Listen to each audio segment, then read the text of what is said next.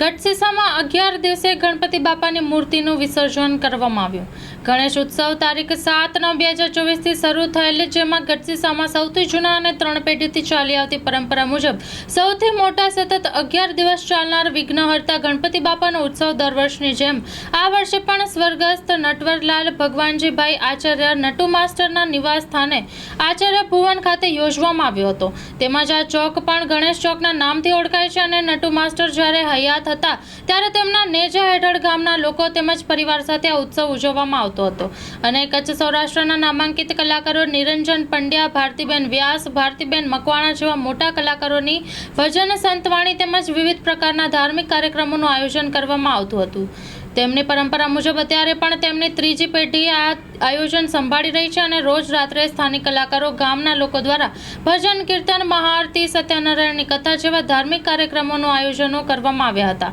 અને તારીખ 17/9/2024ના રોજ સાંજે 4:30 વાગ્યે ગણપતિ બાપાની મૂર્તિને ગામની મુખ્ય બજારો, વથાણ ચોક, બસ સ્ટેશનથી થઈ ગઢસીસાના રાતા તળાવ ખાતે લઈ જવામાં આવ્યા હતા.